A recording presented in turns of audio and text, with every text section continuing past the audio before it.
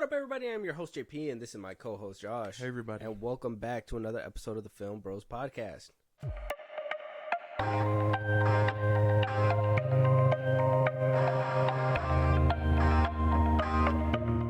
A lot of weird things are happening in this world, and, I, for one, have seen crazier and crazier and crazier as the time goes on. I know you've probably seen that whole viral video thing that happened like in the beginning of this week, the end of last week.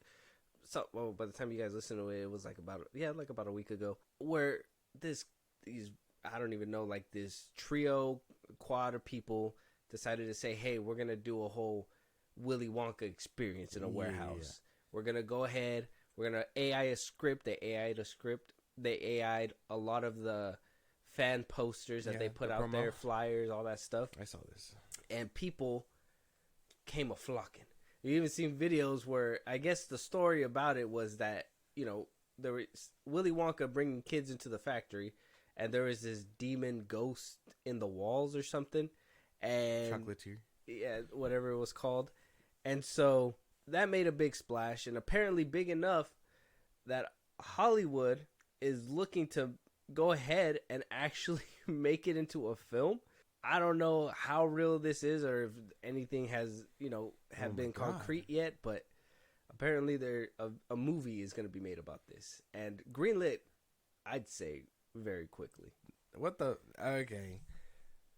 Well, Hollywood needs to relax because, first off, I mean, as funny as the ordeal was watching the whole experience, no one should touch this. No one should be down for this type of thing. It sounds terrible. The Unknown was what the entity was called, and I think that's what the movie's supposed to be called or some bullshit like that. Hollywood is running out of ideas, I guess, if they're picking up shit like this. You know what I mean? Like, it might be A24. It doesn't sound. It could be cool. like an A24, or probably be like a Winnie the Pooh, Blood and Honey, an indie film, independent. Somebody's gonna probably put it on paper and then go ahead and film it. Either way, stupid idea. You showed me recently that whole Winnie the Pooh, Blood and Honey, and then I guess like Jeepers Creepers is supposed to be in there. Turns out, funny enough, it's supposed to be Owl. Oh, so it just looks like... Yeah. I guess it's supposed to be Owl. I guess someone said that, and then... So yeah, for when you guys hear it, we were making fun of it, but it's meant to be the Owl from that whole Winnie the Pooh verse. Oh yeah, that was with our last episode with King Spike, right? Yeah. Shout out to him. Go check out that episode. Yeah, man. So Bloody Disgusting reported that the opportunistic film is set at Caladina Pictures and is going into production for a late 2024 release. Oh, so they want to look into putting it out this year. That's gonna. It's gonna be so bad. It shouldn't take a lot of money, right? I mean, if it's gonna be on par with Winnie the Pooh, Blood and Honey, probably. That's what I think it's gonna probably be on par. Unless Paramount's like, or Warner Brothers like, you know what, you son of a bitch. These low budget movies gotta go. I think they gotta go. I think it's fun for people that want to watch something like that every once in a while. No. Watch a bad movie every once in a while. Just to laugh for the shits and giggles. When I watched Winnie the Pooh, Blood and Honey, I knew this shit was terrible, but I was just watching it like, when are you ever going to get an experience like this? When are you ever going to see Winnie the Pooh hopefully just never killing people? Hopefully never. Because I don't want to watch it twice. No? Damn. You're not going to watch the second part? Oh, okay. I might watch the second one, but I need to know if Tigger is going to be hopping. Like if he's going to be like hopping toward his victims. If he doesn't, then you didn't even really use it to your full potential. Oh, there you go.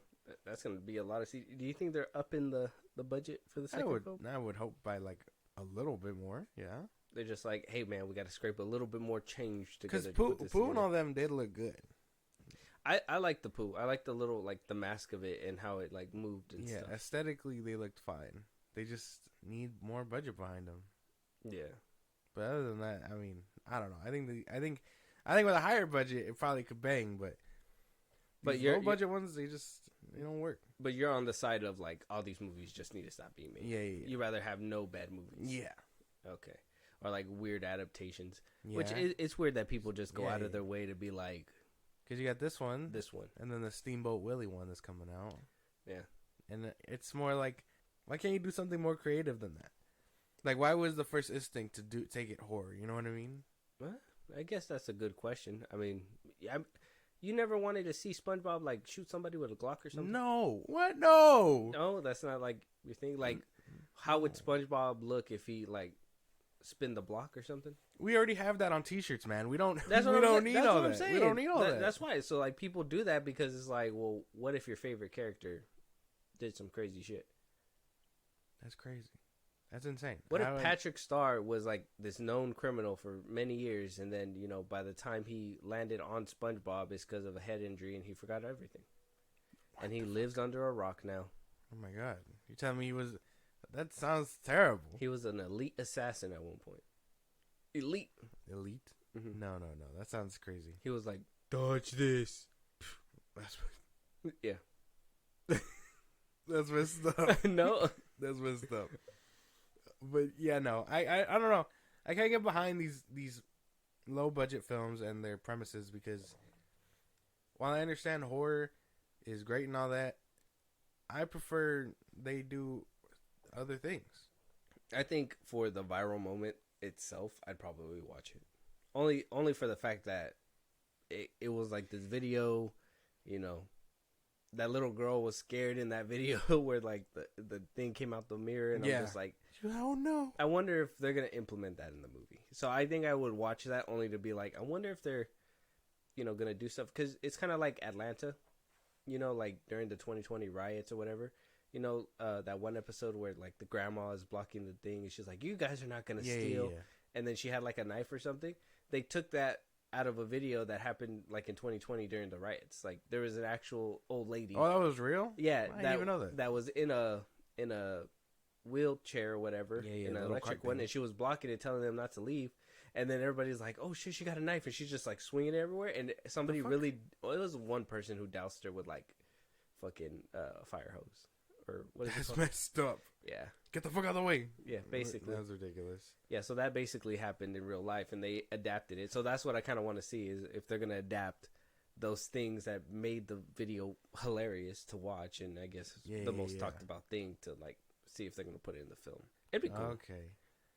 Well, I guess in that aspect, it'd be more like, oh, hey, that was from, Yeah. Because they did it even with the, what do you call it? What's that one movie called? They turned it from a short film into a movie. The one with the lights. Where you turn the Lights Out? Yeah. Like, they grabbed the lady from the short film and put her in there. Yeah, because I seen it on YouTube. That shit was scary. Yeah. I think I seen it like on... Little callbacks like that is cool. Oh, yeah, and I think they did do it in the movie. That's why, yeah. They took the same lady from the short film, put her in the movie, and then, she had a whole, like, better budgeted scene. Mm-hmm. So, I guess in that sense, it works. Okay. So... for the viral moment, you watch it? Yeah, I guess so, yeah. Okay. All right. Let us know out there if you guys are behind this. I don't even know. The Willy Wonka experience, I don't know if they're going to call it something different. It's going to be a whole remake? Yeah. We'll have to wait and see. Let us know if you guys are going to check it out, watch it, and if you guys are excited for these. Are you going to watch Winnie the Pooh, Blood and Honey Part 2? I mean, those are all... And do you think these indie movies need to just stop? That's a good question. Do you want them to stop? Moving on, though, Bad Boys 4 has wrapped up filming. Will Smith decided to go ahead and announce it on his Instagram photo. On his IG, it's just the two of them bumping a fist. He captioned it, "Wrapped, nothing but magic every time. I'm with my guy. See y'all June 7th for Bad Boys 4. Missed opportunity. They fucked up with that whole Bad Boys 3, Bad Boys for Life or whatever. Because, I mean, Bad Boys for Life was right there. Terrible. Yeah. Scrap it. I change it. I'd be like, give me that. Take it out. Maybe just switch the names at this point. Yeah. Bad Boys 3 sounded pretty cool. Bad Boys for Life would have been like, for life. Yeah. Missed opportunity for sure. This June? Or next year June? This year, June 7th. Damn. It's coming out this year. Damn. March, April, May, June. Okay, he has about 4 months. Mm-hmm. With that confirmation of the wrap up, we also got a confirmation that the man that played his son, which his name is, what's the name? Oh, Jacob Scipio. He's gonna go ahead and return for Bad Boys 4. I don't know if you remember Bad Boys 3. Did you watch Bad Boys 3? Yeah.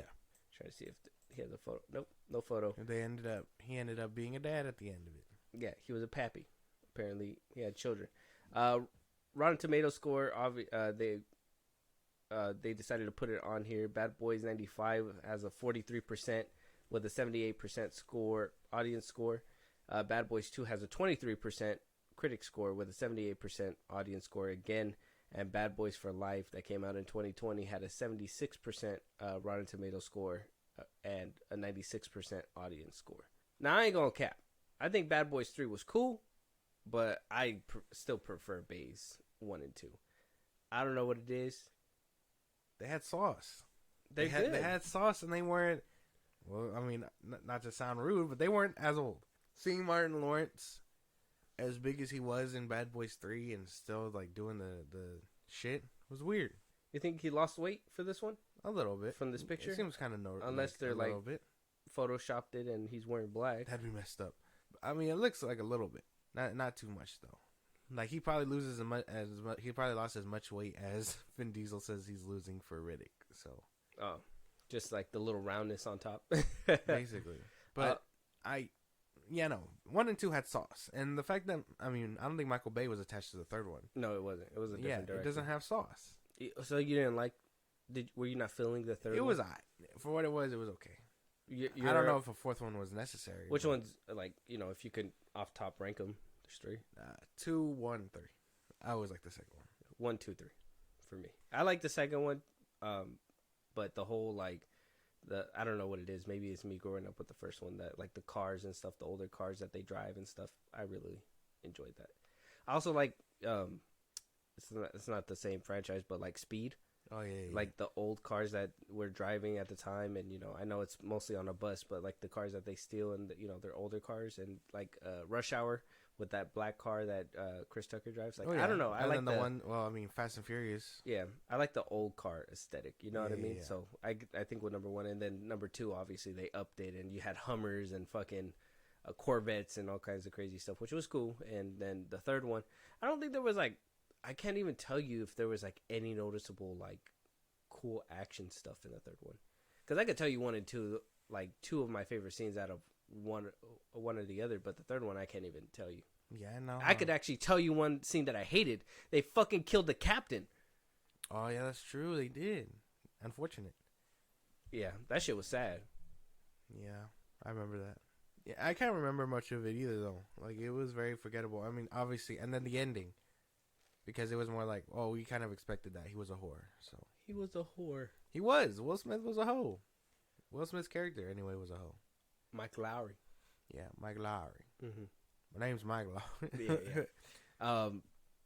I'm excited for 4 only to see them back, but maybe it was that as well. Maybe in the third one, I was just like, they're too old.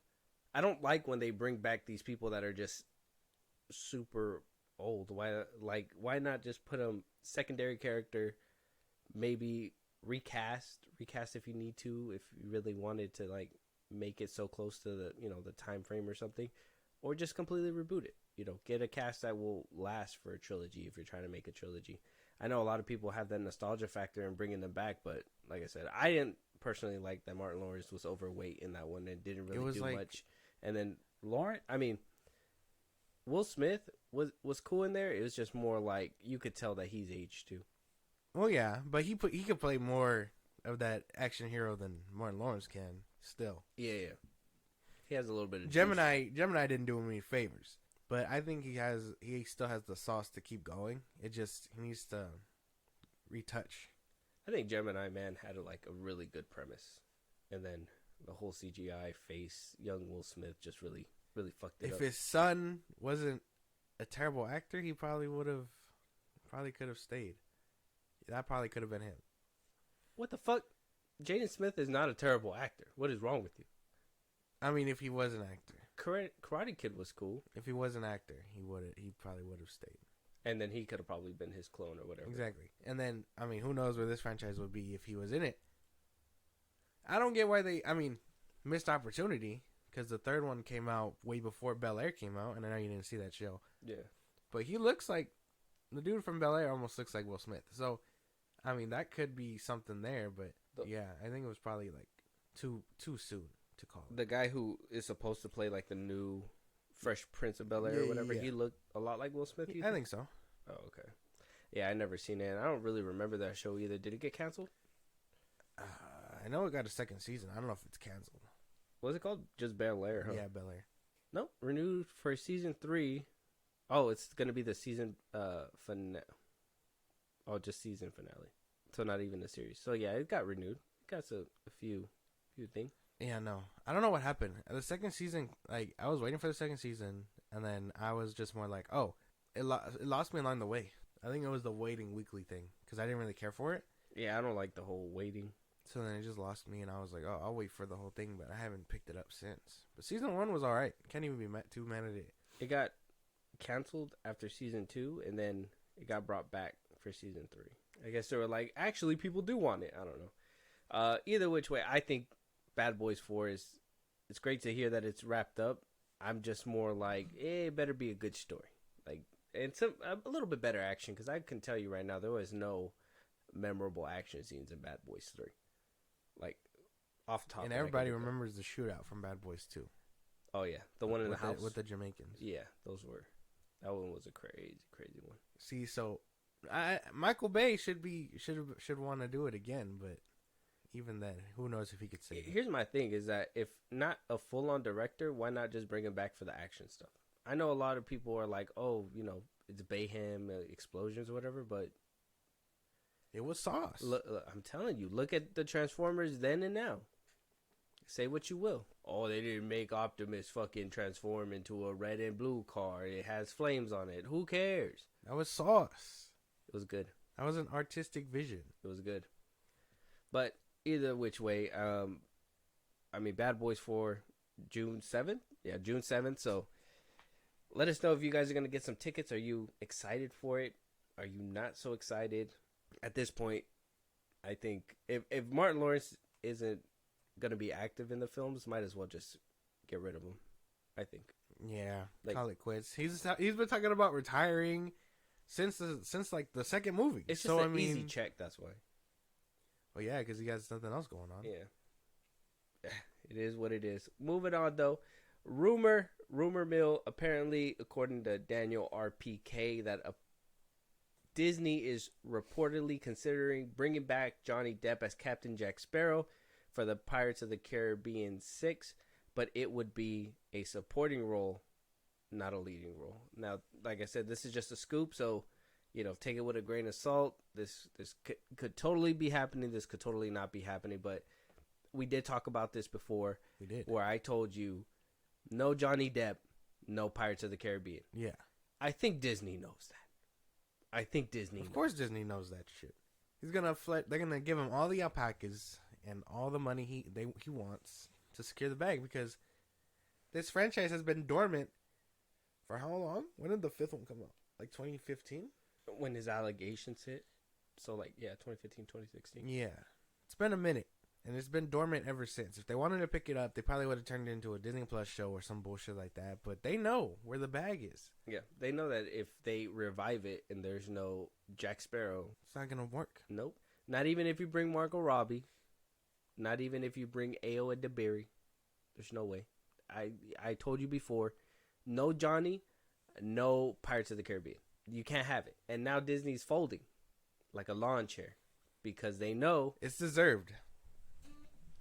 Because they were the first ones to drop them. So, the fact that they're potentially crawling back, it says a lot. It says that they knew where the sauce is. I mean, if not a lead role, they could easily just keep picking it up and bring back Keira Knightley and Orlando Bloom and just fucking put him kind of like what they did. I know you were like, oh, he wasn't even a main star in Pirates 1, but okay, that's fine. But do what they did in Pirates 1, have him like a co-star or whatever, and then just, keep pushing. I mean, make it about them. It should be around the time where Orlando Bloom should be able to go on land again. More or less. Yeah, right. It's every 10 years. I mean, just explore that for a cool movie. Him going on land to see her, maybe they have a kid that's like however old. Mm-hmm. And then just have like Uncle Jack right there.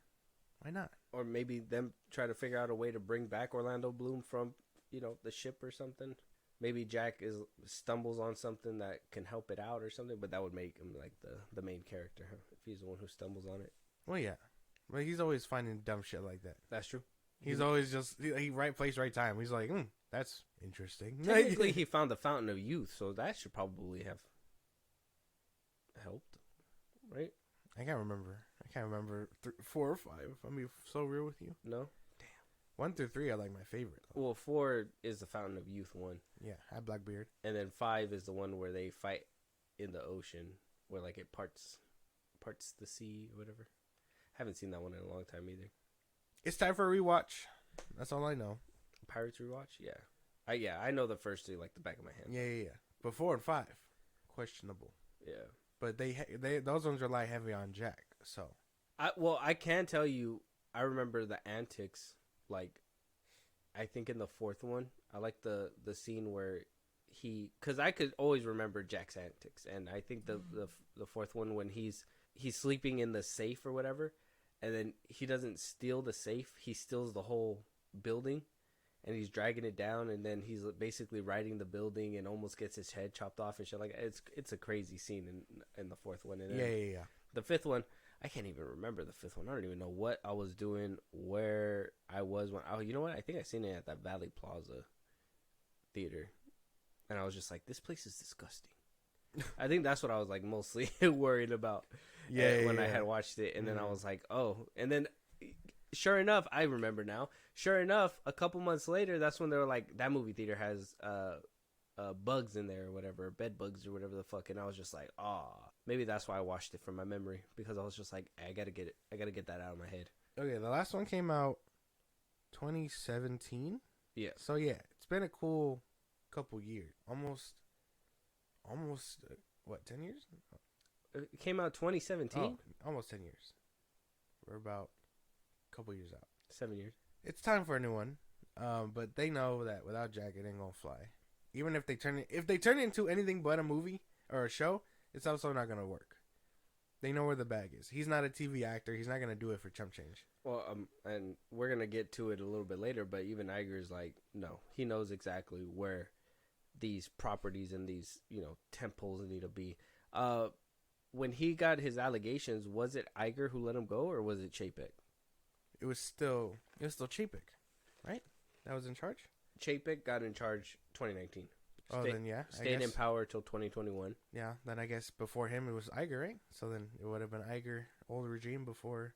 Who canned him and stuff. So maybe Iger is the one who can bring him back. Yeah, make amends. Say, hey, yo, sorry, we didn't know she shit in your bed like that, bro. He's like, but I tried to tell you, and Iger's like, look, it's insane for you to even say something like that. Like, I'm not gonna believe that. He says insane shit all the time. How was I supposed to know that was true? Yeah. But yeah, I mean, if he knows and he can make amends by paying him a fat check, then, I mean, he knows where the bag is. He knows that as soon as we hear the music and we see him, it's a wrap. Take my fucking money. Make sure you give him all the alpacas, give him a mega pint of wine, and let him fucking go to work for Pirates of the Caribbean. Let us know out there if you guys want to see Johnny Depp back as Captain Jack Sparrow for Pirates 6. Do you think that the franchise could survive without him? Do you think that it can? I mean, are you looking forward for another Pirates movie, or you guys have moved on already? Let us know out there. Moving on, though. Matthew Lillard apparently confirming that he's going to go ahead and do another Shaggy project. What the fuck? How is insane. I mean, he's older. Apparently, it's going to be an animated movie. He did express his distaste for Shaggy, obviously, or not Shaggy, or not distaste for Shaggy, but distaste for Scoob, because they never called him to play Shaggy within that movie. And so when Scoob 2 was coming out, and that was one that Zaslav said, tax write-off, Matthew Lillard, we talked about it, where he kind of came out and talked about, how they didn't even call him to reprise Shaggy, yada. So now, it's 2024, and according to a new interview that he did with Tornado, they asked him if they're going to see him again for another Shaggy project or anything like that. He said, I'm really excited about Scooby-Doo. He says that he's going to be doing another voicing project, and he cannot talk about it just yet, but there's a new project I'm associated with that I will allow kids to put themselves into a Scooby-Doo adventure. That's super fun for me. That's my day job. It's my bread and butter. Very cool. Because I mean, his Shaggy was great. Yeah. So the 1 and 2, real stoner. 1 and 2 are very favorites. I think that's everyone's favorites. Can't even be mad that he wants to come back. Sucks that it's a voice role. I would prefer to see an older Shaggy. That'd be kind of cool. Yeah. It would suck to see Scooby so old, but yeah. Yeah. It'd be cool. Can't even be mad at that. I ain't mad about it, but same thing. If it's a voice acting role, I personally can hear when, obviously, they're not in their prime anymore.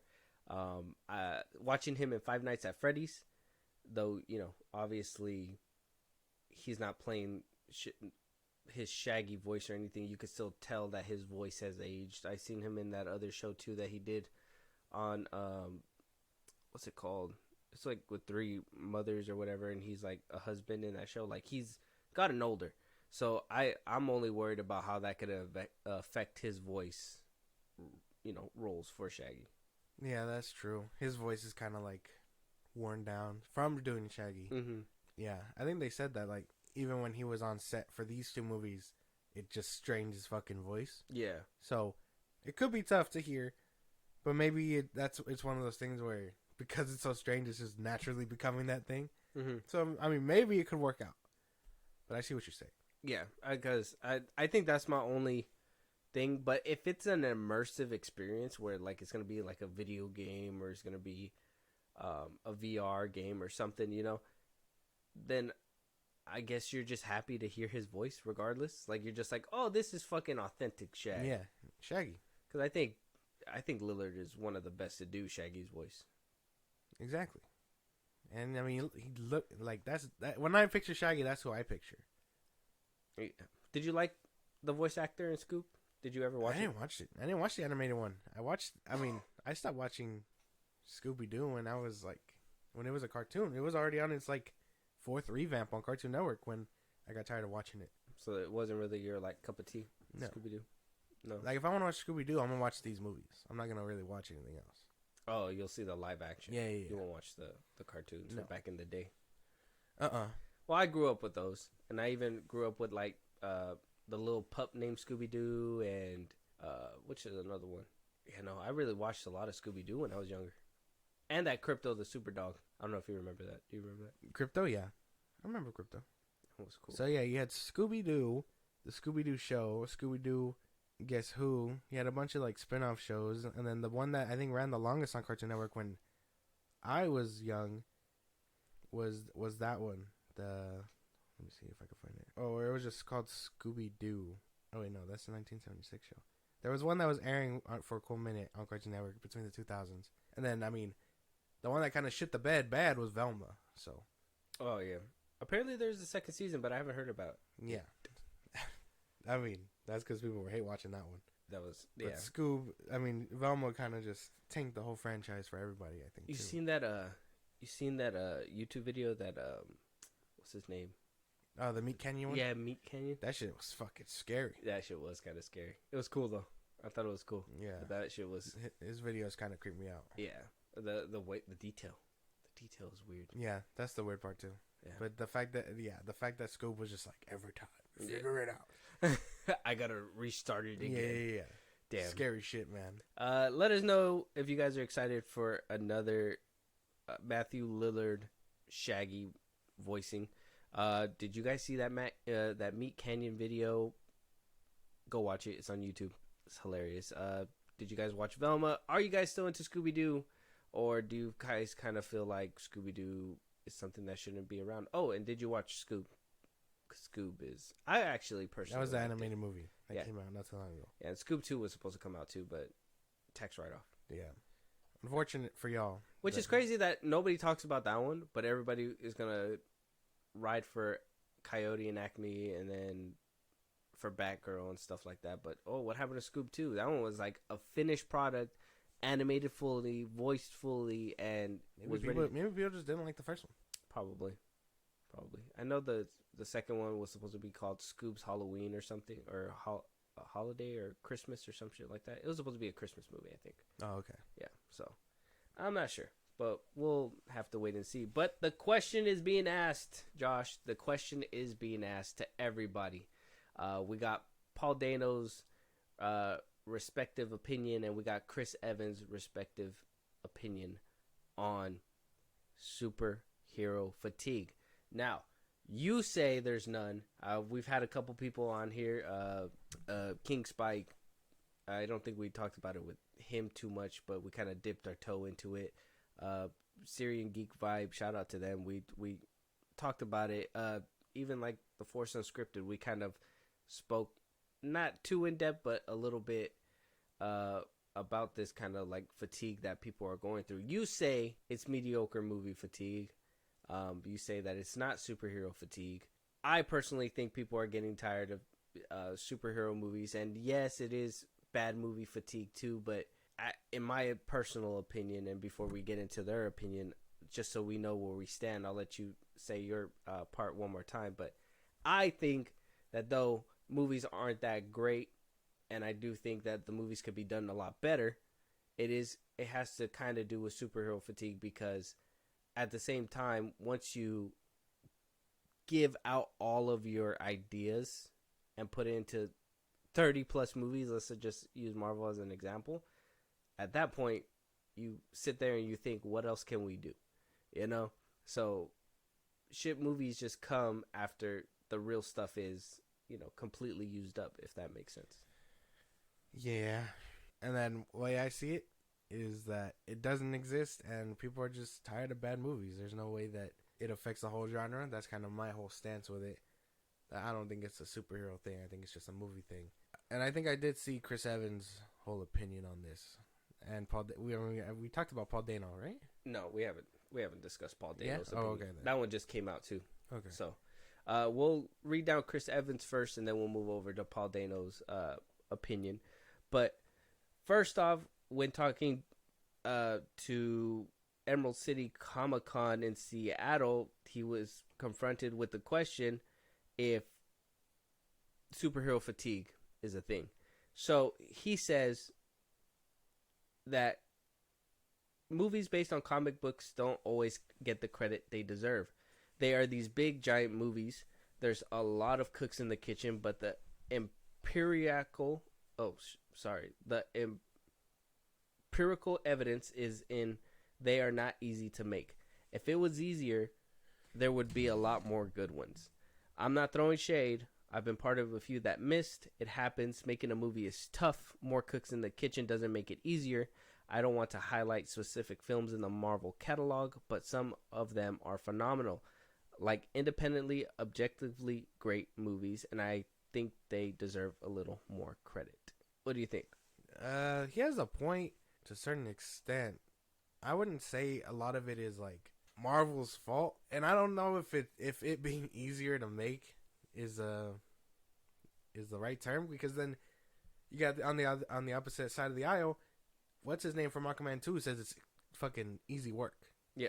So is it hard or is it too easy? Yahya Mateen II said that playing Manta was clown work. That's what he said. Yeah.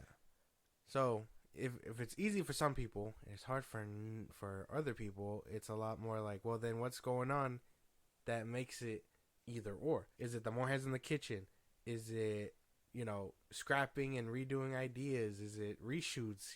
Like what makes it easy or difficult for some people? Well, that, and we gotta, like how he said too, more cooks in the kitchen doesn't make a difference.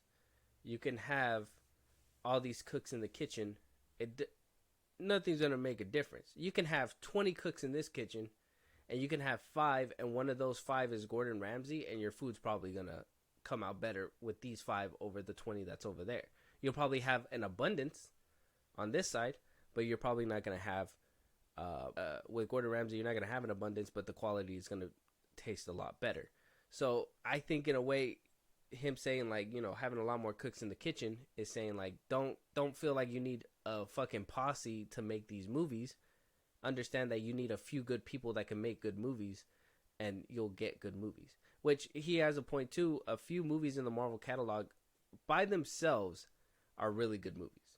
Like, I mean, Winter Soldier is one that a lot of people look towards. The first Iron Man is a good like solo film if you wanted to, watch it and leave it at that.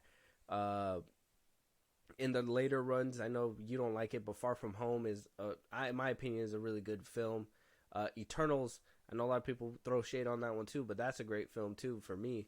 So like, I just think it's who's cooking the food. I don't think it's about more cooks in the kitchen or anything like that. Yeah, I guess that's fair. But I think he does have a point. Some of these movies do deserve a little bit more credit. Like you said, you listed a few. Everyone hails TDK as like high grade shit. Logan, Nolan, and so I mean, there is some gems. It's just more about what's a gem versus what's not. Like I like Black Panther 2 and it's been nominated for awards, but you're just like that movie can rock. You know what I mean? Yeah. It's all obviously it's very subjective, but objectively, what makes it cinema? I would say the consensus of the general audience, because I think you can make an Oscar nomination for all kinds of things. I'm pretty sure, I'm like 99% sure these studios put it up for nomination regardless of like if they even feel like it should be up there. They just do it to be like, okay, our names are gonna be in the awards, and if one of them wins, we can say, oh, these, put them in the front of the title card so it could give credibility or whatever, right? So I'm pretty sure that's basically what happens when it comes to those things. So I really don't see awards as a stamp of a good filmmaker. Well, no, Zack Snyder hasn't won any awards. Well, yeah, no, but and I'll say he's one of the better ones to do it. Yeah, no, but that's I think there's a difference because you can put your name up, but it won't be nominated. That doesn't make it. You know what I mean? No, because the studios put those films up to be considered regardless. Yeah. But an Academy nominates it, and then you have an award winner. Yeah. So putting your name up doesn't get you that recognition. Being nominated gets you that, and then obviously if you're an award winner. But haven't you went to like award or like we've gone down the list of awards and stuff like that, and there's some things that we read and we're just like we don't even know what that is. Well, yeah, because then at that point they choose very obscure things. That's what I'm saying. Because at that point nobody cares about that stuff. Nobody really. I think at this point at least in 2024, yeah, people think the hard work that everybody puts into a film, which I think it's obviously more than just a director and actors.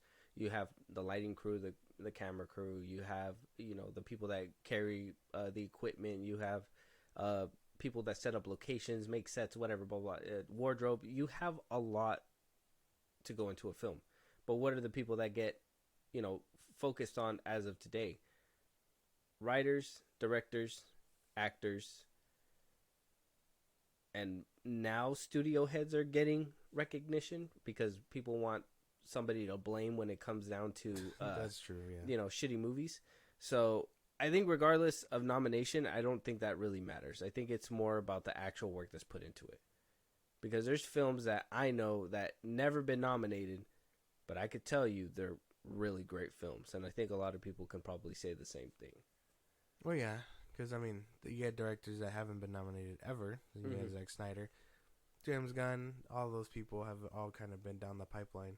It's hard to make work that you feel so strongly about to where you think, oh, it should get put with the rest of these people getting nominated, and then, the Academy chooses who gets nominated. Like, thanks for submitting your name, but 300 isn't going to beat Fury. You know what I mean? Exactly. So it's like, you get those distinctions, and, I mean, an award doesn't mean much, or at least, depending on how you see it. The Academy can, like I said, the Academy could totally, like, fuck up on all cylinders, like when they snubbed Angela Bassett. I mean, not to say it too out there, but sometimes winners get picked just because they're liked. Exactly. Yeah, I mean, yeah, obviously. Like, I had someone say that, what's his name from Dune should be nominated for his performance. We haven't seen it, but apparently he's doing so well that people think he should be nominated. Yeah. And I'm like, well, I mean, think about it. He's a white man, you know, in the industry, and he's like a hot ticket right now. Wonka coming off of coming off that Dune. Timothy Chalamet. Yeah. And then, you know, you get movies with and biopics like Bob Marley. I recently seen that one. It's like he's gonna get picked because he's popular, he's white, he's all this and that, versus someone like that in Bob Marley, you know. And that's just because he could be more liked. It could his performance could be shit, but people know him. Yeah, people know him for who he is. Well, exactly. I mean, if the performance is shit, then people are gonna be like, well, why'd they even pick this guy? Well, yeah, but people know a snub when they see it. Yeah. So it is what it is what it is. And if Timothée Chalamet turns out to be a industry plant, I mean, like I said, it is what it is. But I really feel like Chris Evans has a point when it comes to superhero movies. I think all these people have some kind of merit. Not just actors, but they know what goes into making a movie and things like that. It's just sometimes some are shit and have no heart and are soulless, like I've said it before.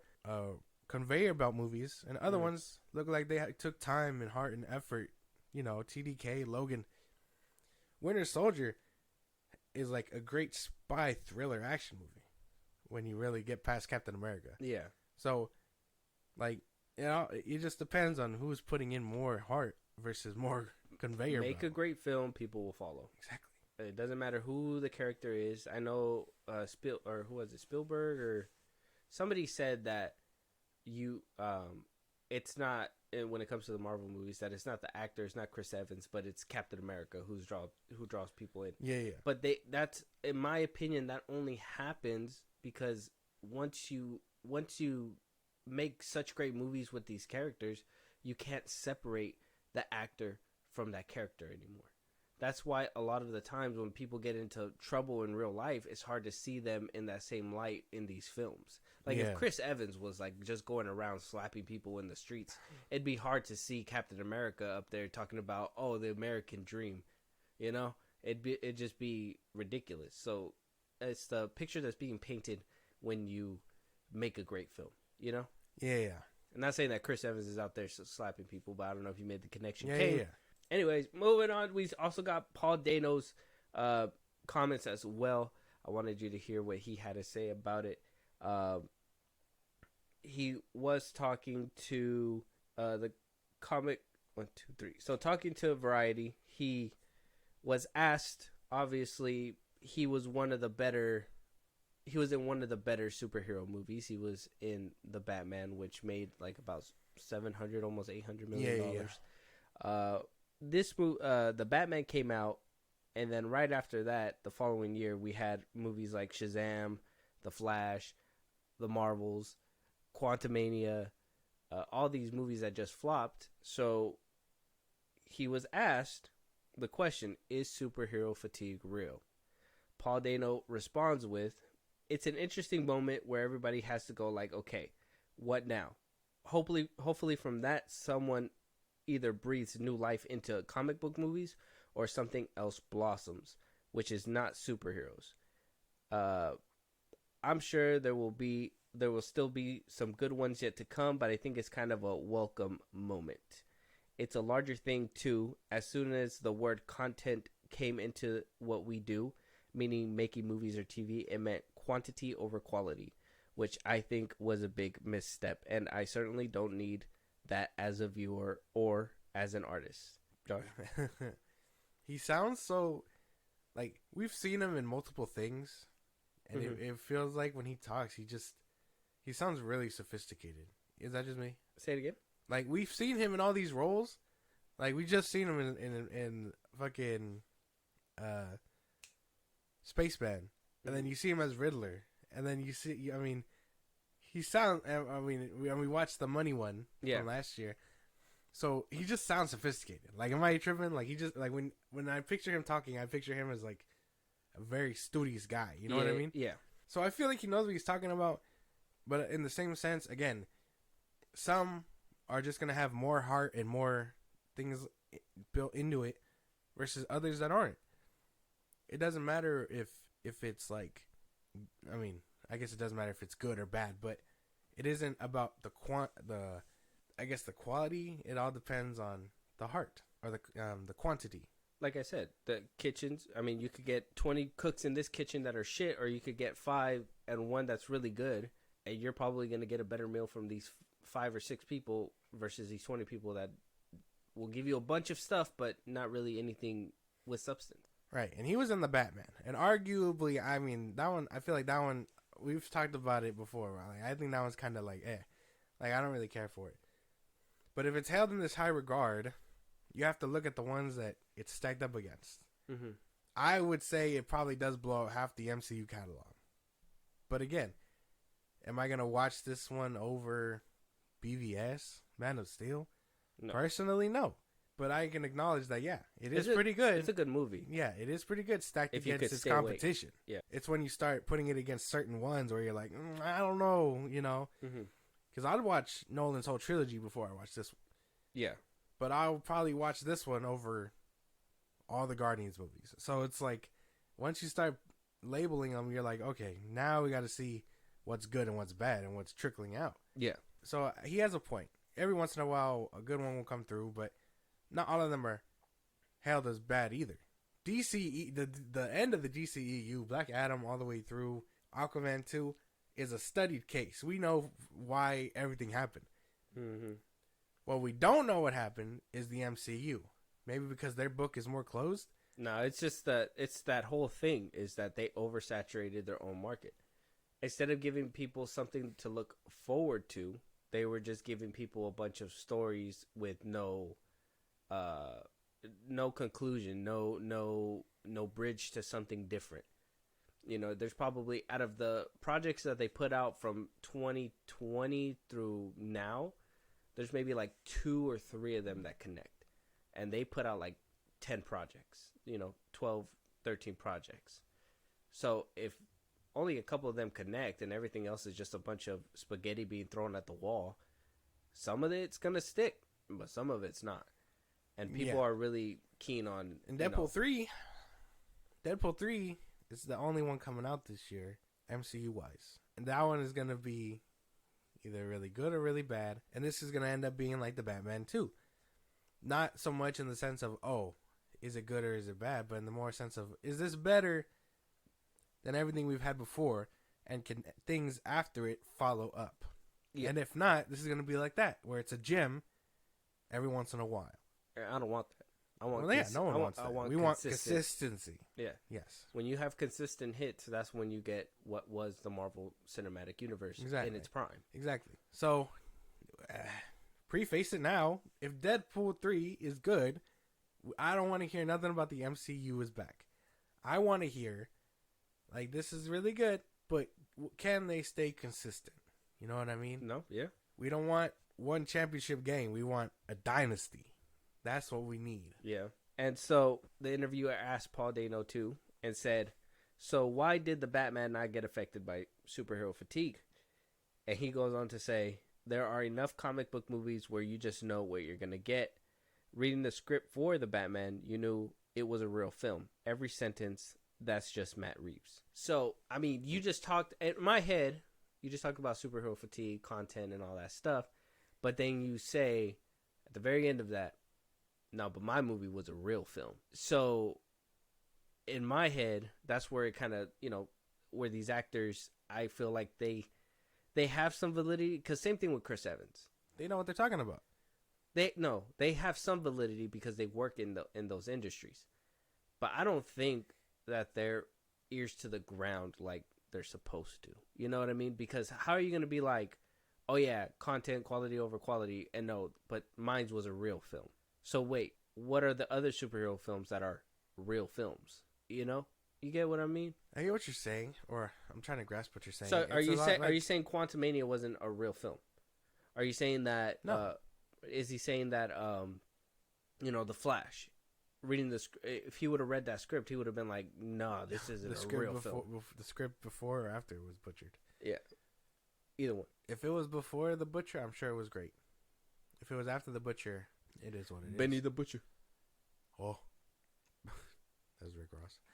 But That's the thing. Some of these actors know what they're getting into. They see a name like Matt Reeves, they read the script, and they're like, "This is gonna be fucking amazing." And then you get ones like Quantumania and the Marvels, and you can see, we got a really inexperienced director. My character is in this movie. It's not gonna do great. It'll probably do something, but then it won't average out like at all. So they know what they're talking about for the most case because they've been in the industry for however long. So do you agree with him that the Batman was a real film? I would say so. Okay, so what is a real film? It's just art. Just takes heart, Isn't that all films? the artistic vision, things like that. No, because some are doing it for a paycheck. Nia DaCosta, whoever did Quantumania. Wait, what? I don't appreciate the Nia DaCosta slander on this microphone. Wait, wait. You're just gonna throw her name out like? Why do you say she was in it for a cash grab?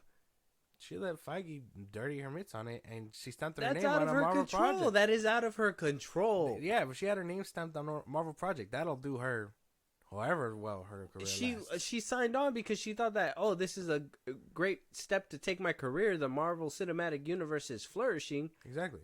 I'm gonna help with that, and it's gonna be great because I'm gonna make a good film, and then I'm gonna be held in this comic book circle on high regards. Exactly. And then Fahey fucked it all up. Yeah. So you can't. She wasn't in it for a cash grab. She was in it to further her career. Exactly. She thought putting her name there would get her up, and whether it did or not, we'll have to see for her next project. But then you get people like Ryan Coogler, also a no name, took a chance with that Marvel, boosted his career up.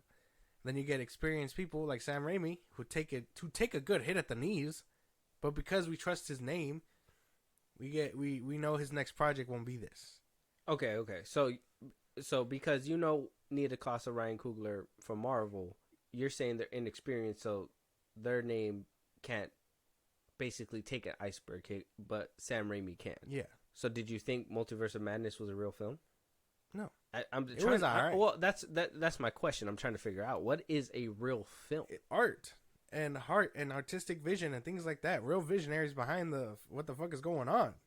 Matt Reeves, Christopher Nolan doing Batman movies. Because anybody could say, "Oh, well, who did Logan? Winnie the Pooh, Blood and Honey is a real film." Logan, no, it's not.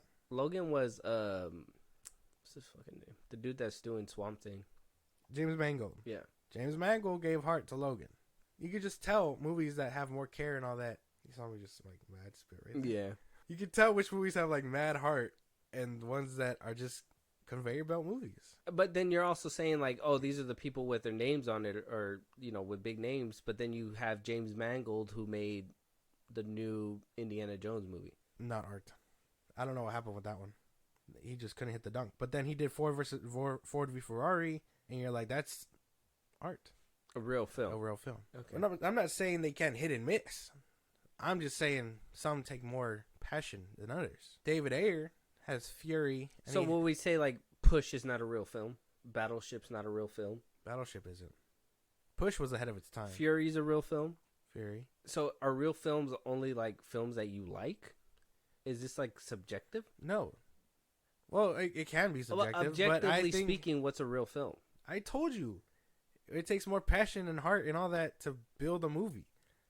You could tell. What if S.J. Clarkson put so much passion and heart into Madam Web? Is that a real film? No. What if this was like, this is my passion. I put all my hand, blood, sweat, tears into this. If that was the case, it would have came out better. It wouldn't have had so much studio meddling. Okay. That's like the best way that I could put it. Some movies, you can tell, just have more passion built into it than others. Zack Snyder, since he's a hot topic at the moment, he put a lot of heart into BVS, Man of Steel, things like that. Mm. Sucker Punch is good, but against those movies, no. So you wouldn't consider Sucker Punch a real film? No. Real film? Yeah. Okay. Because from what I think, Paul Dano is kind of saying it from his POV, is that a serious film is a real film. I think that's what he means when he says real film. And so that's where I'm like, okay, well, are comedy movies not real films? Or, like what is like you read a script and you're like, oh yeah, that's a real film.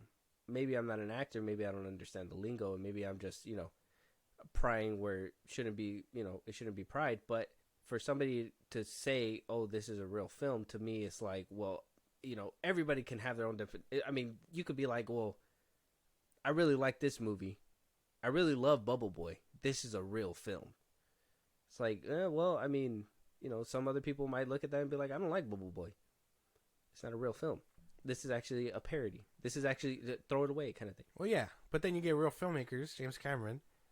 TF2 blows the fuck out of Bubble Boy. Yeah. Okay, so you name these big ones, but what about the small, like Ryan Coogler? I think even though he was on the Marvel like rocket ship, I still think that he still is relatively like in between. I mean, is he considered a real filmmaker? Like, does he make real films? I mean, Well, yeah, because you like Black Panther too, but I didn't like it. Right. I think Black Panther 2 I don't think that's a real film. I'll say the first one, maybe with CGI and all that stuff having an issue. I'd say the first one did pretty good. Well, no, because objectively, Black Panther 2 has heart and all that built into it. I would say it's a much better film than Black Panther 1. When it came down to the writing, the way that things were delivered and the realism that was happening within the struggles between T'Challa and Killmonger, I don't know. I kind of feel like dialogue and stuff kind of takes the cake in Panther 1. I know Angela Bassett kills it in one scene, but the rest of it's kind of it had that's why the first one had good like writing, but other than that, the other things surrounding it weren't that good. Fight scenes, things like that, the things that a Marvel movie should have, it just doesn't carry as hard as the second one, regardless of The only good fight scene in the second one was the bridge fight with Okoye. That was it. Everything else was kind of meh. So. Yeah. Name another fight scene. Well, I like the Namor versus. Oh well, it wasn't a fight scene, but the whole scene where he's like taking down Wakanda. But like that's the thing. That one had a harder, serious tone to it because it had heart that was carrying the weight of Boseman's passing. Mm-hmm. And I think that's why it's probably better because you can tell it was made with heart and not a throwaway like fart joke. So to get it right, a real film to you is, say again? You can tell it has heart and passion built behind it. Like somebody taking the time. I think a real film is like something that takes itself serious, something that is, all their passion into it. But I assume every filmmaker throws their passion into the films. I don't think any of them is just like, oh, well, this is just another gig to me, unless it's like somebody big, like Sam Raimi, who is doing stuff for like Marvel. You know what I mean? Because Marvel wants to, obviously build their name up and be like, yeah, we get real directors over here, but no real director wants to work for Marvel. Well, yeah, no. Because then shit like Multiverse of Madness happens. And then no real filmmaker wants to work for DCU because the DCU happened. Basically. But let us know out there what you guys think about Chris Evans and Paul Dano's opinions on superhero fatigue. What do you guys think makes a real film, quote unquote, from Paul Dano? And do you think the Batman was safe because it was a real film, or because superhero fatigue wasn't quite there just yet? I personally don't think it was quite there. I don't think it was superhero fatigue. So yeah, you don't believe in that kind of stuff. But Papa Iger is here to tell you that it absolutely is real. So Bob Iger himself has told Deadline that he has did a whole overhaul, decided to make some changes. We did hear that one of the 15-year long employee who was in charge of the motion picture part of Disney, like the live action part where they decide whether or not they want to make live action movie. Yeah, he was canned. Sean Bailey, apparently he resigned, but I'm pretty sure he was canned. I mean, a lot of people weren't really too excited with The Little Mermaid, all these live action adaptations. So now David Greenbaum is going to enter and be a part of that group and basically greenlighting what will become live action and what won't be live action. So Bob Iger decided to talk to Deadline and say that the studio killed a few projects already that we just didn't feel were strong enough. The company are trying to reverse the box office slump. He says, we are doing a lot when we talk about improving our film slate. There are really three approaches. One is you have to kill things you no longer believe, and that's not easy in this business because either you've gotten started, you have some costs, it's a relationship with either your employees or with a certain creative community, and it's not an easy thing, but you got to make those calls. He goes on to say, we've actually made those tough calls. We've not been that public about it, and he decided not to name any names. He says, you have to look at everything you're making that you do believe in, and you have to take a position that is good, is not good enough. If it's not good enough, you have to basically strive for perfection. What do you think of that so far? He has a point. Him canning movies as well. Yeah. I mean, things have to happen. At a certain point, you have to look at everything you're making and be like, is this necessary? Like, is this like groundbreaking shit that we should be doing? No. It's just a retelling of a movie that wasn't even made more than 10 years ago. Then let the animated one sit for a while, make people want to see it in live action, and like people wanted with Avatar, and then build upon that later. But right now, like, things that are classic, just let them sit classically. Like, it doesn't make much sense to revamp like you're trying. Do a re-release of an animated movie every once in a while, and then watch that shit bang. Yeah, for a cool minute. Mm-hmm. Like, imagine if the Little Mermaid, the OG one, they were like, oh, we're gonna have it in theaters for a week or whatever. Yeah, then that shit would bang. I'm pretty sure. Mm-hmm. But they'd rather just waste their time. So it's smart to can movies and things like this. Unfortunate that people's ideas, I guess, are being shot down at Disney. But I mean, again, if your CEO is seeing it and they're like, what the fuck? What is this necessary for? Mm-hmm.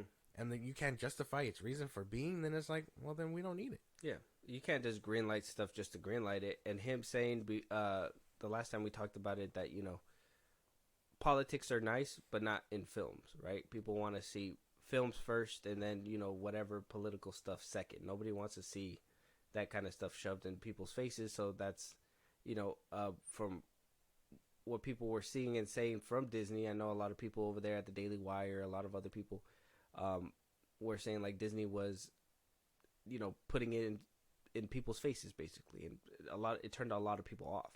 So maybe that's a few things that he had to look through as well. After he had mentioned it and whatnot. But during the investor conference Q&A, he was asked, he says, one of these investors says, Disney's has had some misfires at the box office, including areas where it's dominated for years, like animation and superhero fare, which activist investors are using as one cudgel as they push to get their outside candidates onto the Disney board. This is kind of weird. Now, that goes a little bit deeper because Disney's been having these people on the Disney board for many years. And it's very rare when people get swapped out by investors and whatnot. I know there's I don't remember his name off top, but there's an investor that's been trying to get in that board for years, and Disney just does not want them on there, so they keep shooting him down, and he keeps appealing and trying to get in there, and they keep saying no. So that's a whole different can of worms at all there. But Iger does respond and say a lot of people think it's audience superhero fatigue. It's not audience fatigue. They want great films, and if you build it great, they will come. He noted that has made nearly $3 billion with 33 films. We got to return to something akin to that, and I actually am confident that we will. As a studio that was number one at the box office for 7 out of 8 years, that was not an accident. That was a combination of both, obviously, the IP that we have, but also the execution, both the management execution, the execution from the creative side. He said the fix basically means spending a lot of time with creators, watching these films, giving detailed notes, engaging with a respectful process that results in improvement. And actually, when I talked about being relentless, is not letting certain things get in the way of making something great, whether it's more resources or more time. You have to put it into a pipeline of things you really do believe in, and we know we're working on that as well. sounds like he's understanding now. Animation. I mean, Marvel wise, it's been on a decline since Black Widow. That's 2020. We can mark that. Mm-hmm. Animation wise, 2016. I would say 2017. Yeah, way before. And then I mean, it didn't help that COVID had these movies come out straight to streaming, and then I mean, they're doing re-releases now. well, yeah, I know Soul's getting a theater go and it's all that. unfortunate that now it's happening. Yeah, because I mean, I didn't really care for these last few movies. Elemental. They were good. They were good to watch at home, but I mean, to go to the theater most people have already seen them, I think that's just a waste. Yeah, and I know there was that time where like Disney would be making these movies, and it wouldn't just be parents with their kids. It'd actually be couples going to watch it and stuff like that, because it wasn't just like Moana. I know a lot of people were like, "Oh, Moana was so good. I watched it with my boyfriend, whatever, blah blah blah." But then nowadays you just have parents with children that go into these movies, right? Elemental. I mean, I think Elemental barely scraped by. What was that other movie that was sinking so bad and then it just made a turnaround out of nowhere? Paw Patrol has been kind of killing it too. Well, the Elemental, right? Wasn't it that one? Was it Elemental? No, it was a different Pixar one. I want to say it was a no. That one's a Universal, I think. The Kraken one? No, I was thinking the Kraken one, but that's Universal. It was a Pixar one. I gotta remember. Yeah. All I know is that their animation stuff hasn't been killing it either. So if they're doing a whole revamp, then great for them, because they got to figure that shit out. Scrapping unnecessary sequels, things that shouldn't be made in live action, superhero movies that they know they got to work on. Mm-hmm. Seems like they're very self-aware now. I know a lot of people were saying like, "Oh, why the turnaround now? Why is it barely happening?" Because it's fucking with their bag. Well, that, and I think they've been seeing it. I think they had seen it already, and what happened is that when Iger seen it and he tried to steer the ship the other way, obviously the SAG strike got in the way. Obviously, I don't think Disney's just a ship that you can easily just be like, okay, we're going in this direction. It's going to be a hard left turn. I'm pretty sure it's going to take time. You got to, adjust the calculation. You got to make sure that when you're going to slingshot that is going to be good. Like, you got to think about the long haul. You can't just turn the ship on a whim. Otherwise, you're going to be like Warner Brothers over there. You're thinking they had to map it out first. Mm-hmm. I think Iger was, doing that kind of stuff. I think during the SAG strike, he obviously I think he was looking at over all these projects. I think there was a few of them that were, probably got some animation in, or they started barely filming or something. He saw a couple clips and he was just like, this isn't, why the fuck are we even making this thing? Like, I would imagine. Who told you this? Yeah, I would imagine. Because, I mean, Daredevil got a revamp. Mm-hmm. Echo got revamped. He said, this is Daredevil with no Daredevil. Exactly. Apparently, I guess with the first things that they filmed, it was going to be like 5 episodes before you actually wore the suit. Yeah, no one wants to watch that. Just watch Better Call Saul. But yeah, no, I'm sure he was taking a hard look. And now it is fucking... Now... It's fucking with his bag, and it's clearly fucking with everything they got going on. So now he knows it's time for a revamp. So good for him for finally mapping it out and moving that toward direction, which means, hopefully, no more live-action shit. I think Lilo and Stitch, Moana 2, and the Sleeping Beauty one are like the only ones in the pipeline. Mm-hmm. You saw the BTS for the Lilo and Stitch? No. You didn't see them in the cars and stuff? No. It looks so good. The Stitch actually looks really good. Yeah? I'm hoping. Well, I obviously know it's going to be CGI, but like their little stand-in that they have, it looks really good. So I'm hoping that they're gonna do something like that. Google it later. Yeah. With that being said, though, let us know what you guys think out there. Is Bob Iger making the right calls? Are you guys excited about these new changes? I know I am. There's a few things that I think should have still got scrapped, like Agatha and whatnot. But here we are. We're still gonna get it at this point. Might as well just text right off it, but I don't think Iger wants to be put in the public eye like Zaslav when that if that happens. So yeah, let us know what your guys' thoughts are about that. Moving on, though, we got a couple of actresses who are coping with their not so greatly reviewed films. First, we're gonna start with Sophia Boutella, who says harsh reviews for Zack Snyder's Rebel Moon has started to affect her. Sophia Boutella is striking back at critics who demolished Rebel Moon Part 1, according to The Hollywood Reporter. The actress recently opened up to Vulture about her reaction to the rough reviews. She says, I always thought I was fully armed to take on those punches, and then I read the critics that came down on Rebel Moon, and it really affected me. And I'm just going to be honest about it. I feel like I'm carrying it for everybody that cares so much about this project, and that's what affected me. Not the way I look. If anything, I've been pretty lucky and people like my work in it, but the movie was criticized.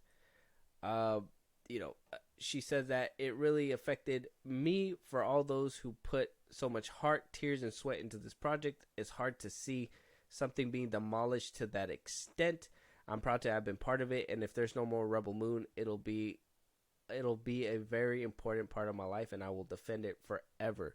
I think this is all wrong hate, and this is absolutely Netflix's fault.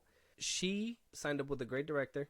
They made a great film, and it was botched to all hell. And it was only botched to all hell because of the fact that Netflix is like, people want a Snyder cut. They're gonna watch it regardless, and when that Snyder cut comes out, they're gonna watch it again, and we're gonna make even more money. So instead of just putting out the full film in its entirety and being like, here, this is, Zach's full vision, they chopped it up. It was like, yeah, this is good enough for PG or whatever. And then put it out and was like, well, don't worry, guys. A better one's coming down the pipeline. So, I mean, maybe she just got to hold out for part 1 and 2, the extended cuts when they come out, because I really don't know what's going to happen in part 2. And I really, at this point, you know me, I didn't really enjoy that cut of Rebel Moon. And so the Scargiver isn't really something that I'm looking forward to as of right now. But if those 2 extended cuts come out and they're better, it'll change my tune for sure. Well, the fact that she's taking the hits like this and barely opening up about it now is kind of interesting. I think that, yeah, it is wrongful hate. I think her taking all the blame for everything going on to other actors and shit like that is kind of odd. But, I mean, she is the front lady, so, of course, they're going to throw the tomatoes at her. Mm. But, I mean, if she's taking it like a champ, then I mean, it is what it is. She knows that she knows that she put out a killer product, and I mean, critics are going to be critics about everything. Mm. So, if she's just more like fuck them, then shit, I'm cool with that. It sounds more like she's upset because she's bearing all that weight that they're aiming toward her when it should be at everyone else. Mm-hmm. But that, I mean, it sounds like she'll be fine. My thing is that why wouldn't she have brought up the whole, oh, don't worry, guys, when the extended cut comes out, watch. It's going to change your guys' tune. I don't know. I don't know why she wouldn't do that. That's what I would do. That's what I would have done. I would have been like, look. Just wait. And then, is this her having that shaky confidence? I don't think so. I think it's one of those things where she probably only sees the negative because it's all up in her face. Mm-hmm. It's probably under every comment or whatever the fuck, and she knows that it'll come. Her praise will come when it's there. But to be fair, she has like a good chunk of Zack Snyder's fan base behind her. So she did play Cora in the film. She was the lead, but there was a few bad critics out there.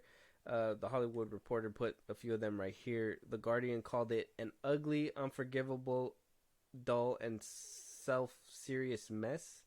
IndieWire dubbed it as Snyder's worst film. Hollywood Reporter's chief film critic David Rooney wrote in his review, "This is a derivative, crazy quilt endeavor loaded with enough plot to plug up a black hole, but only the most feebly drawn characters to do the work." That was kind of harsh. Those are all kind of harsh. Zack Snyder's worst movie? I'd probably say. But that's like I said, that has to be Netflix's fault, though. Like I said, whatever Netflix touches, yeah, it makes some kind of money, maybe a little bit in the long run, but at the end of the day, it's a ticking time bomb. Because Netflix put all this money. It looks really good. So the cinematography in there looks really good. Very Zack Snyder. The money was there. It's the butchering of the film in order to be like, hey, come back for a 6-hour cut. Netflix banking too hard on that could be a problem. That is really, in my opinion, that's fucked up. How are you gonna be like, yeah, man, we're gonna totally show his full vision, but then cut it up? Netflix's whole problem is deeper than this. Whole problem? Yeah, they got hoes over there. Not whole. Like, man, you know I'm fucking with an illness. Man. My L's don't pronounce. I didn't hear the L. I was like, oh, they just got mad hoes over there at Netflix. They can't focus on their films because they got the hoes walking around. I want to laugh. And action. Somebody get the hose offset. I fucking hate you. So, how are these hoes? The whole problem. Okay, the whole problem. Netflix's whole problem is are these budgets and things like that. You know, we'll talk about it more when, we talk about some of it in the Avatar review. Go check that out. And then we'll talk about it a little bit more when we do the Spaceman review. So, wait for that to come out. But I really feel like Netflix's whole problem is just, we've hit it before. It's budgeting, it's the way they cut things up, whatever. Like, half the movie of Rebel Moon, like the trailers they use for Jimmy and stuff, it's not in the movie. So, the way they market is also a problem. Yeah. They're fucking up on all cylinders. And then raise the prices, you bastards! Oh, fuck you. Dan Lin is now ahead of the filmmaking thing, so maybe he make this right. I don't know. May he take my wrath if he doesn't. Okay. Well, make sure you guys check out Rebel Moon. It's on Netflix right now. If you have, what did you guys think of the film? Do you think it was Snyder's worst film? Are you guys excited for, what is it? I think it's a 6-hour cut combined with part 1 and part 2. I think he said it's 3-hour films. Yeah, more or less, yeah. Are you guys excited to see that on Netflix one of these days and Snyder's vision realized? Or are you guys happy with Rebel Moon? I know Josh over here enjoyed, even, I think, slight spoiler, if you guys want to check out that episode, it made his top 10. It was good. I like that. I'm like sci-fi, man. You can't blame me for that. At this point, I'm just thinking he's thinking about all the hoes at Netflix, and that's why he liked it. Netflix be hoeing. Yeah. Moving on, though, Dakota Johnson also realizing that Madam Web was not so great.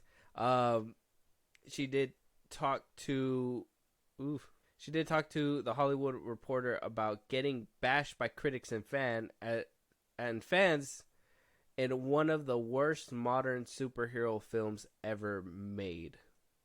This is Hollywood Reporter's writing. Damn. This is Hollywood Reporter's writing. That's not me. In retrospect, she said she feels like she perhaps isn't the right choice for the comic book movie world. Talking to Bustle when asked about, the Madam Web film, she says, "It was definitely an experience for me to make that movie. I had never done anything like it before. I probably will never do anything like it again because I don't make sense in that world. And I know that now.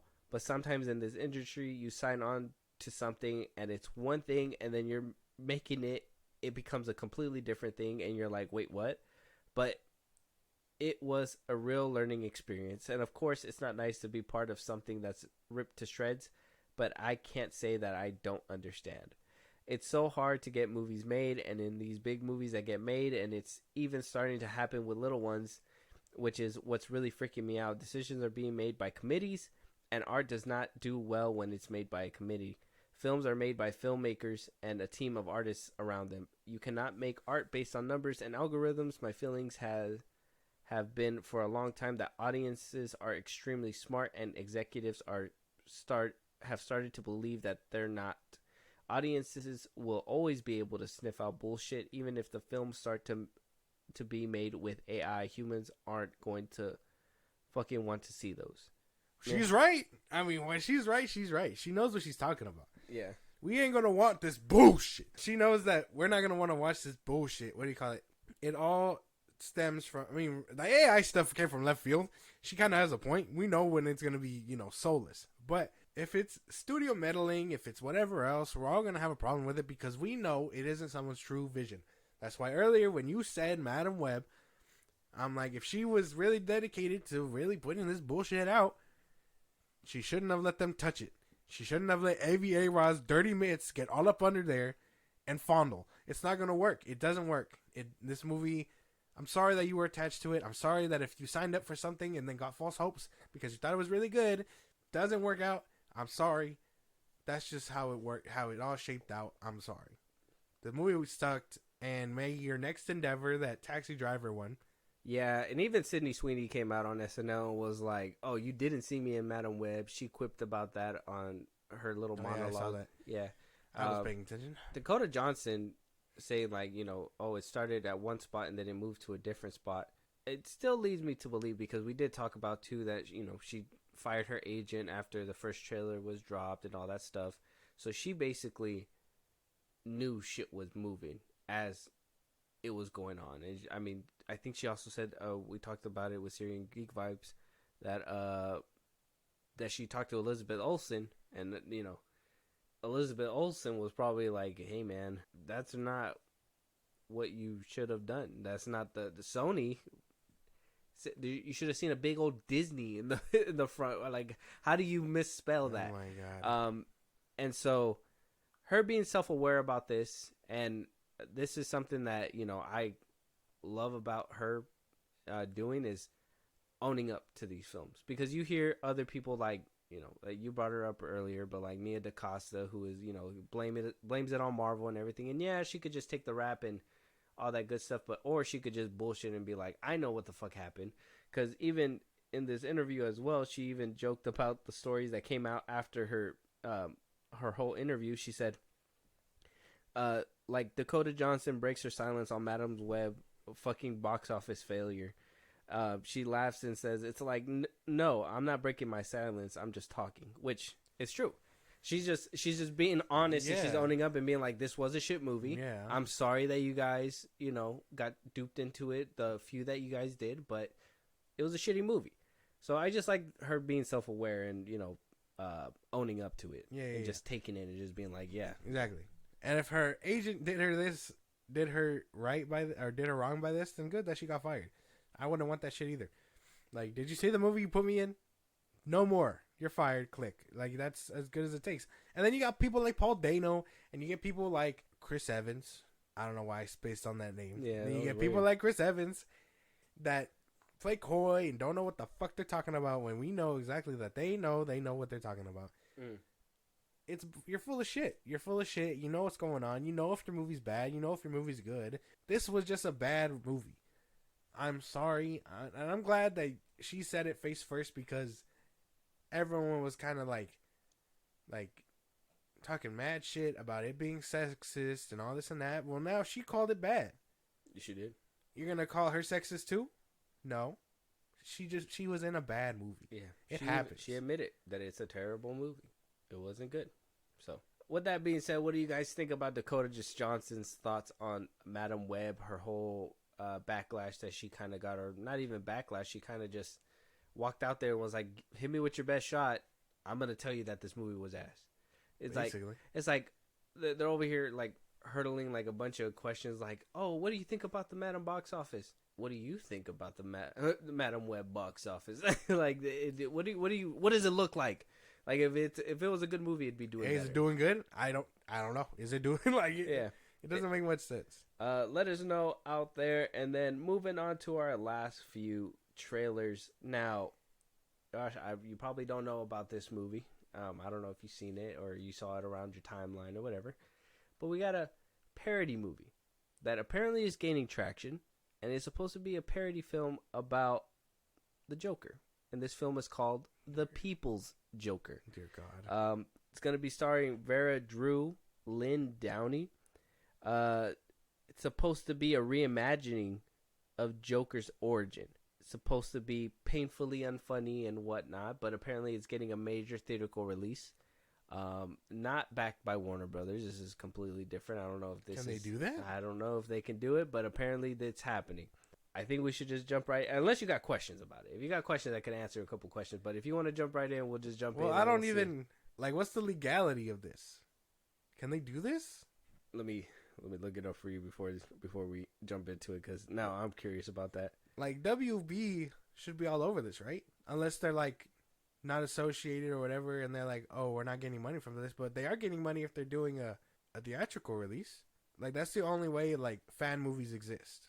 You know what I'm saying? Yeah. So this is a fan movie, but it's getting a theatrical release, which it is weird. Coming out April 5th, 2024. It was a banned trans Joker movie, but now it's getting a theatrical release. But why was it banned? I don't know. Let's jump right in and then I'm gonna read the comments for you so we can see what we're working with here.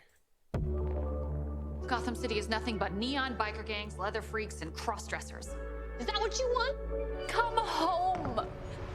No, I won't, Mom. I'm gonna be a comedian. Absolutely not from DC Comics, Warner Brothers, Discovery, Animal Planet, or whatever. So wow. They make it known that this is their own entity. Okay, but that's the thing about fan films. Or they can be... you have to say you're not associated, and you have to say that you're not making money.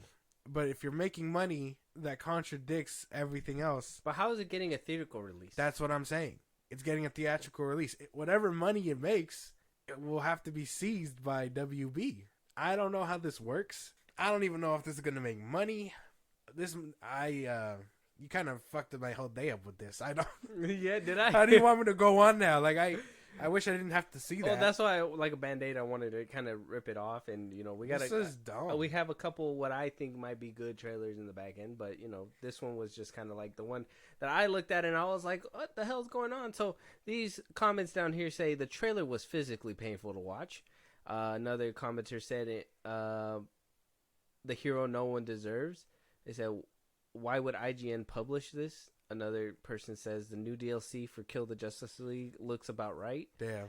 Commenter says not a villain, not a hero, definitely an embarrassment. Of course you identify with the villains. Great idea. That's messed up. Great idea making a film appealing to 1% of the population. Yeah. And so on and so forth. The comments are just delete it, please. That's everybody. So April 5th is when it's coming out. Okay. So this is going to be really good to the motherfuckers across the way that are going to happily tear this movie to shreds to be like, oh, this is an agenda. You know what I mean? Yeah. Those motherfuckers. But I can't see this being appealing to anybody else. Not for you? Obviously not for me. I'm never picking this up. Don't ask me to watch this. I won't. You would never watch this ever in your life? No. So apparently it says here the People's Joker made a splashy debut at the Toronto International Film Festival, and that immediately after its premiere, DC Comics parent company Warner Bros. Filed a cease and desist order against the movie, shutting down all subsequent screenings and throwing the movie's future into doubt. It's taken years for the film to see the light of day outside of the occasional festival screening. I saw it at the 2023 Fantastic Fest where Vera Drew was present to talk about the experience, but was careful not to address the question of whether her film might ever get a real theatrical run. But now, according to the poster, it's coming soon legally, seriously. The People's Joker has finally been cleared for a release, albeit covered in disclaimers reminding everyone that it isn't an official DC project and that its satirical takes on Batman, the Joker, Harley Quinn, and the Penguin, and other characters aren't canon or affiliated with WB products. Not that anyone who's ever seen the movie could make that mistake. The People's Joker is unmistakably a personal story, specifically a transgender awakening and coming out story complete with a first queer romance and a journey of self-definition. You got that? Yeah, so about years of being stuck in limbo by WBD, they just let them do it? So then what? So then this one, and then you get all the other fan films, Bat in the Sun, the one who they did all those live action Batman fight scenes. But Can they do it? Listen, apparently this movie has big names. It says The People's Joker features cameos from comedy multi-hyphenate Tim Heidecker, award-winning actor Bob Odenkirk, Maria Bamford from Netflix's Big Mouth, Adult Swim's Teenage Enthusiasm, Scott Aukerman from Between the Two Ferns with Zach Galifianakis, Vera Drew, Lynn Downey, Amazon Prime's Video's Daisy Jones and the Six. Apparently she's in both of those. Nathan Faustine, Saddled, and Kane Disler. There's some cameos. Bob Odenkirk is the one that kind of gave me a fucking scratch on the head. He's in here. They got these people. Change your mind a little bit? No, it doesn't. No, okay, yeah.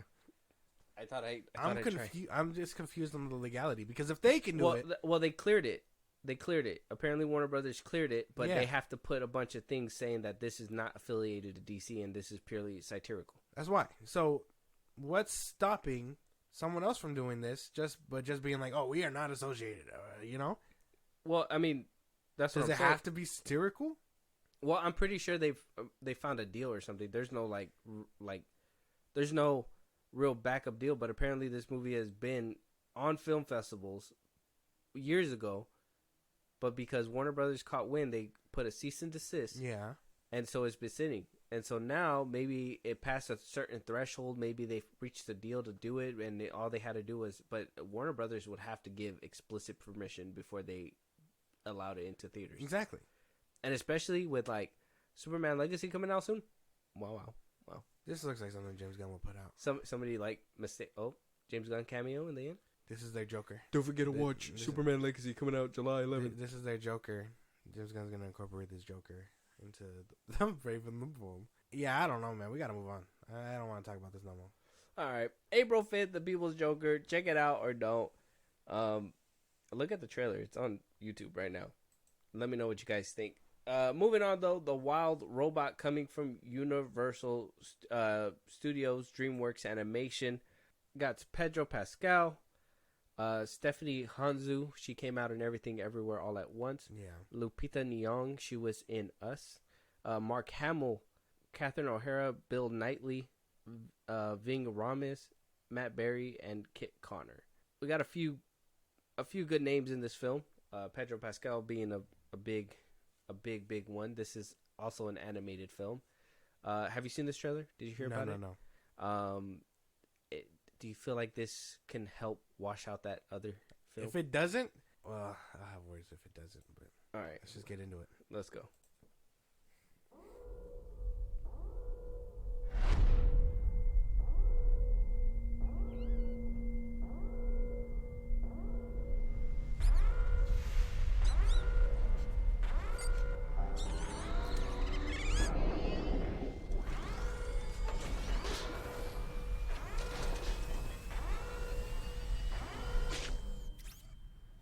All of them in one movie with no dialogue? Oh, yeah, they didn't even show anybody speaking, but this movie gonna make me cry. That's what it looks like. This movie finna make me cry. There's no way I'm leaving that really theater good. without like tears in my face, bro. This is insane. The fucking trailer was just so powerful. I don't know. At first, the animation was kind of throwing me off, but then I was starting to think, I was like, oh, this is kind of that kind of animation that what's that movie called? Puss in Boots? Yeah, Puss in Boots had. I was like, okay, if it's DreamWorks, I dig it. looks good. Yeah, can't even be mad at this. You know, That did wash out the other one. Really good. This one's good. It's gonna It be looks good. When does it come out? April, September 20. That's too long. Yeah, that's I close wanted to the that. end of the year. Well, other than that, it looks really good. It does look like it'll be like very heartfelt. I wish we could have heard a little bit of a. I know. Like, why are they hiding all the voices? Yeah, that was weird. But I mean, I'm assuming Pedro is gonna be the robot, I would hope so. and I'm thinking everybody else is gonna play like an animal or something. Probably. It looks good. Looks exciting. Check out the wild robot. The trailer, just I don't know. It kind of breaks your heart just a little bit. So I kind of can't wait to see it in theaters or something because it looks like it's gonna make you cry. Check it out. Let us know your guys' thoughts. Moving on to our last trailer, has David. His last name's so long, but David Dastmalchian. It's a crazy long name, but he's Polka Dot Man Okay. in the Suicide Squad. Laura Gordon and Ian Bliss. This is coming from Shudder Late Night with the Devil. Apparently directed by Cameron Kames and Colin Kames. So a duo. Been hearing great things about this trailer. It's rated R. It's a horror movie. I know you're not a big fan of horror movies, but I'm hoping this might draw you in. I haven't seen it yet, but I mean, any questions or jump in? Now let's go. We are back in 5, 4. Now, here's Mr. Midnight, Jack Darrow. A good evening, night owls, and thank you for allowing me into your living rooms once again. That did look really good. That shit looked trippy. Yeah. Looked trippy. I'm with it, though. It looks good. Yeah, it does. Oh, that whole... Oh, no. Why would you do that? On national television. You just endangered millions of people. Yeah. I would have been like, I'm about to fuck out of here. Hey, I'm actually changing the channel now. I don't know. When somebody says, you guys want to do the Ouija board? I say no. I leave the house, I lock the door, and I walk away. I got better shit to be doing. Yeah, no. But I'm with this. It looks really good. I can't even be mad at it. Like, I'm actually very interested. Yeah, looks pretty decent. In theaters March 22nd.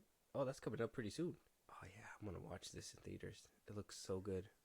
I'm really interested in this one. I don't know. Not much to say though. Everybody's performances look crazy.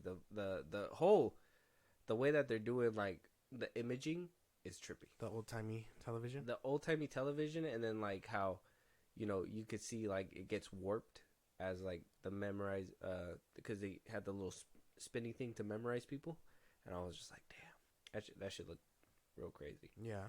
Scary. Mm-hmm. Scary even. Hopefully it works out. While Robot raised my heart, this one kind of brought that shit down. I was like, what the fuck? But both of these are already miles better than the other trailer, the first trailer. Well, yeah. I mean, the first one just looked like one of the scenes on the hub that you just, you skip that whole part just to get to the good part. Yeah, I guess so. It is what it is. But check it out, Late Night with the Devil. It's coming out March 22nd. Trailer on YouTube now. Let us know your guys' thoughts. With that being said, we are turning the corner, though. We are at the very end. No more topics. If there's any topics that we missed, anything that you guys want us to talk about, a movie that you guys want us to review, you guys want to catch a live one of these days or support us in a big way, Josh, go ahead. Twitter, TikTok, Instagram, and FilmBros Podcast. Post no episodes or epic hits up there for any news or movies you want us to cover. Buzzsprout, links in the bios of the social I just gave you. It's like a Patreon. You subscribe, you help us out, we shout you out. So even exchange, go ahead and do it. Listen to us anywhere you get your podcast at FilmBros Podcast, Spotify, YouTube Music, Apple Podcast, things like that. Be part of the conversation, Twitch at FilmBros Podcast, and then subscribe to our YouTube at FilmBros Podcast. Yeah, and with that being said, we'll talk to you guys on the next one. Talk to you guys later.